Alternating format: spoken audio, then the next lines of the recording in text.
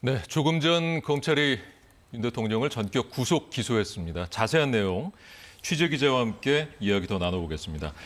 자, 강푸른 기자 나와 있습니다. 검찰이 결국 구속 결정을 내렸네요. 네, 그렇습니다. 검찰로서는 여러모로 쉬운 결정은 아니었습니다. 오늘 오전 설 연휴 초입임인데도 불구하고 전국의 검사장들이 모여서 어떻게 이 사건을 처리해야 할지 거의 3시간 가까이 논의를 했는데요.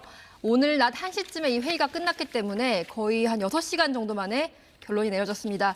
조금 전 대검찰청에서 기자들을 상대로 이제 설명문을 냈는데 법원이 납득하기 어려운 사유를 들어서 2차례나 검찰의 구속기간 연장 신청을 불허하였지만 검사의 책임과 직무 범위를 규정하고 있는 우리나라 형사소송법상 이 같은 결정은 좀 부당한 결정이라는데 오늘 회의에서 검사들의 의견이 모아졌고 그렇기 때문에 경찰에서 송치한 수사 기록이라든지 그동안 검찰에서 진행했던 김용현 전 장관에 대한 수사와 기소라든지 이런 것들을 종합했을 때 구속 기소가 필요하다라는 쪽으로 의견이 모아졌기 때문에 윤 대통령에 대해서 사상 최초로 헌정사 최초로 구속 기소 결정을 내렸다 이렇게 입장문을 밝혔습니다. 네, 그런데 윤 대통령 측은 구속 기한이 이미 끝났다, 불법 감금이다 이런 주장까지 하고 있었던 상황 아니겠습니까? 검찰 기소에 대해서는 입장이 나왔나요? 당연히 지금 기자들이 입장이 있으신지 물어봤는데요. 아직까지 답변은 나오지 않았습니다만 곧 나올 예정이다 이렇게 윤 대통령 변호인단이 설명을 했거든요.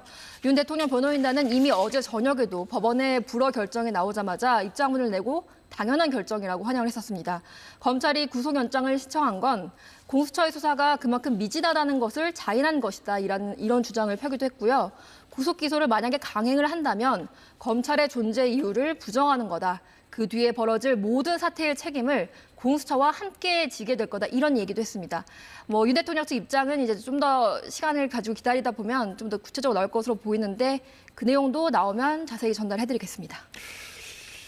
네, 사실상 검찰은 사건을 받은 지 사흘 만에 그대로 재판에 넘기게 되는 거잖아요. 앞으로는 어떻게 흘러가게 될까요?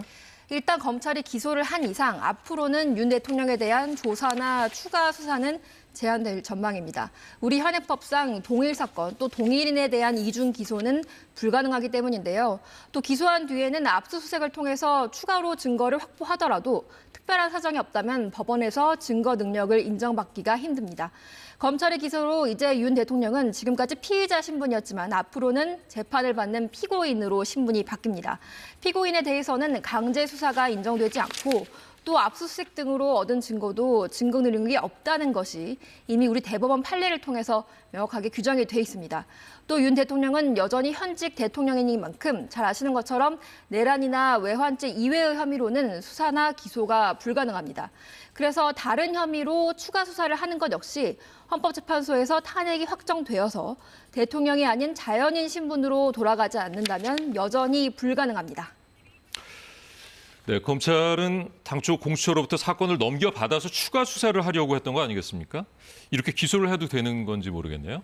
사실 검찰은 이미 김용현 전 장관을 포함해서 계엄에 동원된 주요 군 사령관들에 대해서 기소를 다 마쳤기 때문에 윤 대통령의 혐의를 입증할 증거나 진술을 아예 확보하지 못한 건 아닙니다.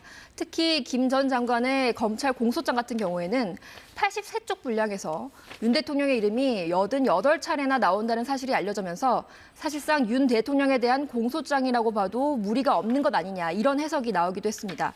언론사 단전 단수를 지시했다는 의혹을 받는 이상민 전 행정안전부 장관이나 체포영장 집행을 막은 김성훈 대통령 경호처 차장 등에 대한 수사가 아직 남아있긴 하지만 이미 계엄 사태의 핵심 인물들은 다 수사를 하고 우두머리인 윤 대통령만 남아있는 상태였기 때문에 검찰이 이번 수사가 아주 무리한 기소다 이렇게 보기는 좀 힘들 것 같습니다.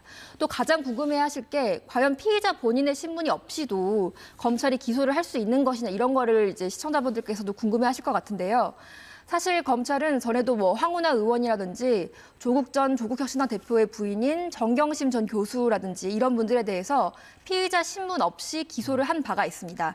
실제로 인적, 물적 증거가 충분히 확보돼서 혐의를 충분히 입증했다고 보거나 공소시효가 임박하면 피의자 조사 없이 기소하는 경우도 많기 때문에 전례가 없는 일은 아닙니다. 네, 하지만 이 사안의 중대성을 감안할 때 검찰이 윤 대통령을 직접 조사했어야 하는 것이 아닌가 이런 비판이 나오고 있는 것 같은데요. 네, 충분히 가능한 지적입니다. 검찰도 조사를 하고 싶었을 거고요. 그래서 구속영장을 이제 신청을 했을 텐데 원래 윤 대통령도 공수처 조사는 거부해도 검찰 조사는 받을 수도 있다 이런 입장이었었거든요. 근데 뭐 그 이후에 법원에서 구속기간 연장 불허 결정이 나오면서 입장이 달라지긴 했습니다만 어쨌든 피의자 본인 조사 없이 기소를 하게 된 건 검찰 입장에서 아무래도 아쉬움이 남을 수 있는 부분입니다. 다만 윤 대통령을 기한 내에 기소하지 않으면요.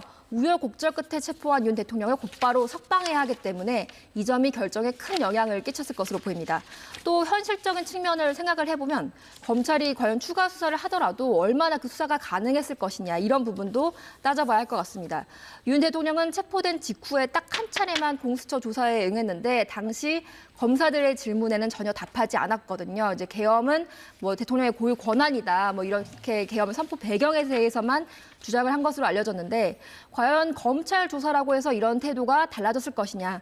그리고 뭐 비아폰의 통신 기록이라든지 안가 CCTV처럼 추가라고 생각해 볼 수 있는 이런 증거들도 앞서 경찰과 공수처가 압수수색을 관저와 대통령실에 시도를 했습니다만 다 불발이 됐기 때문에 과연 검찰이 나섰더라도 이렇게 압수수색이라든지 추가 증거 확보에 있어서 큰 차이가 있었을까 이런 점도 생각을 해봐야 될 것 같습니다.